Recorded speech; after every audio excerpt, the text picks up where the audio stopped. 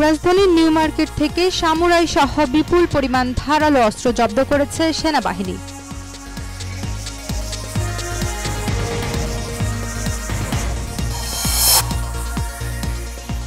মালয়েশিয়ার প্রধানমন্ত্রী আনোয়ার ইব্রাহিমের আমন্ত্রণে সোমবার ৩ দিনের সফরে মালয়েশিয়া যাচ্ছেন প্রধান উপদেষ্টা ডক্টর মোহাম্মদ ইউনূস।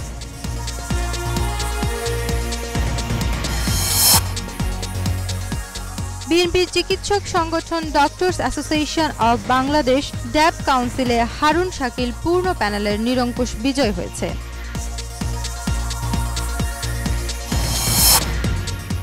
আদালত অবমাননায় শেখ হাসিনার ৬ মাসের সাজার পূর্ণাঙ্গ রায়ের পর্যবেক্ষণে ভিকটিম, সাক্ষী ও তদন্ত কর্মকর্তাদের হুমকি দেয়া বিচার বাধাগ্রস্ত করার শামিল বলা হয়েছে।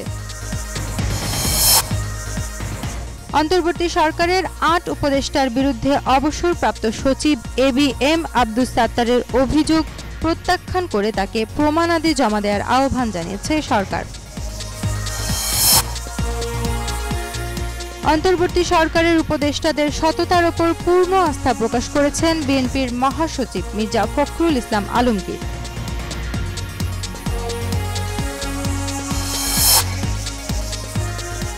ভারতীয় বিমান বাহিনীর প্রধান দাবি করেছেন অপারেশন সিঁদুরের অভিযানে পাকিস্তানের ৬টি বিমান ভূপাতিত করেছেন। দাবি প্রত্যাখ্যান পাকিস্তানের।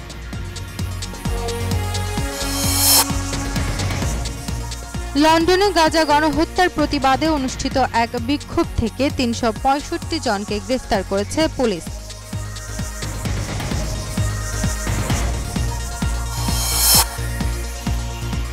বুলাওয়েতে জিম্বাবুয়েকে ইনিংস ও ৩৫৯ রানে হারিয়ে টেস্ট ক্রিকেটে নিজেদের সর্ববৃহৎ জয় তুলে নিয়েছে নিউজিল্যান্ড।